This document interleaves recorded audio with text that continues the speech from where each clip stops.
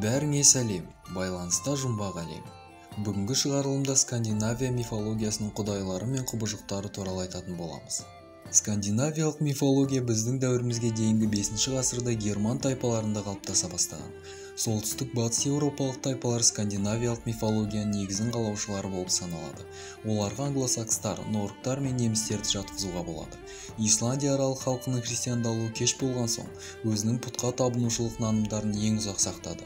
Герман тайпаларының ежелгі мифтері туралы мәліметтер аз. Ал скандинавиялық мифологияда жаратылыстар мен құдайлары туралы 13 ғасырда жазылған ежелгі Исланд орта ғасырлық әдеби мәтіндерінде егжей-тегейлі сипатталған. Скандинавиялық мифология Игдрасиль деп аталатын әлемдік ағашпен байланысқан 9 әлемге негізделген. Әлемдер 3 сферада орналасқан: аспанда, жерде және жер астында. Оларға адамдар мен құдайлар ғана емес, сонымен қатар көптеген мифтік жаратылыстар мекендейтін елдер мен жерлер кіреді. Скандинавиялық аңыздар әлемінде үлкен мұхиттың ортасында орналасқан орта әлем Мидгард орналасқан. Мидгардтың айналасында жердің бағыттарына сәйкес 4 әлем жатыр.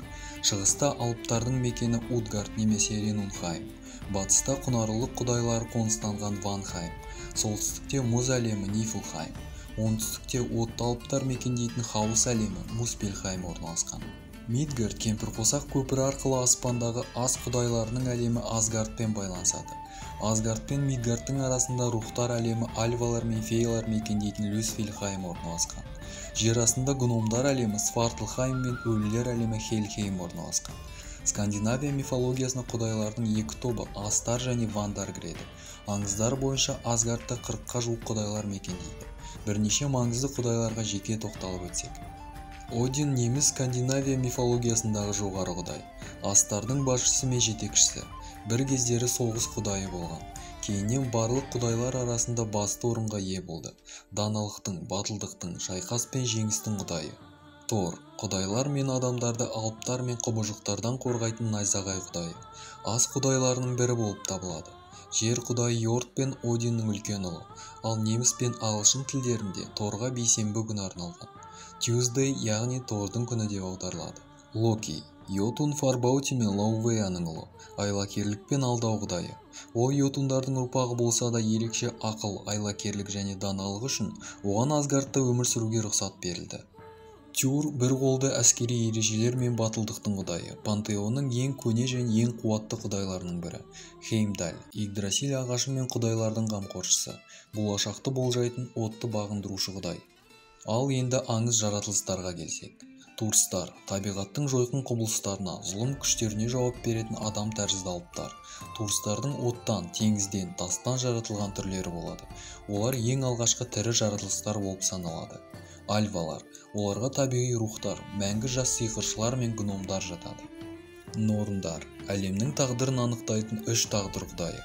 Олардың есімдері Урт, Верданди және Скульд. Аудармалары тағдыр, қалыптасу және міндет дегенді білдіреді. Олар өткенді, бүгінді және болашақты бейнелейді. Айдың өзгеруіне байланысты Урт жаңа туған ай, Верданди толық ай, Скульд азайып бара жатқан айды білдіреді. Валькириялар. Вальхалаға қаза тапқан жауынгерлерді алып жүретін 13 жауынгер қыз.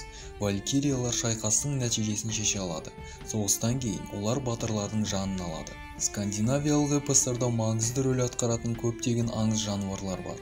Олардың ішінде ең танымалдары Ахмунгар, Мидгард жерлерін қоршап тұрған мұхитта тұратын алып жылан, Гарм, өлілер патшалығына кіретін жерді күзететін ит, Слейпнир, 8 аяқты Один құдайының жылқысы, жылқылардың ішіндегі ең мықтысы, Фенрир, ас құдайлары бұғаулаған алып қасқыр. Әлемнің соңы туралы мифке сәйкес, ол Один құдайын өлтіріп соңында өзін өлтіреді. Солтүстік халықтардың христиан дінін қабылдағаннан кейін өз аңыздарын ұмытып кетті деуге болмайды. Ежелгі нанымдар халық арасында әлі де өмір сүреді. Бұл күндері ол елдерде ежелгі пұтқа табынушылық қайта жаңғыруды бастан кешуде. Неміс скандинавиялық мифологияға негізделген Асатру діні Исландияда ресми деп танылды. Ал қазіргі таңда аңыздарға негізделген кинолар мен комикстар да аз емес. Ал менің бүгінге айтарым осы. Каналға тіркеліп, пікірлеріңізбен бөлісуге ұмытпаңыздар. Келесі кездескенше.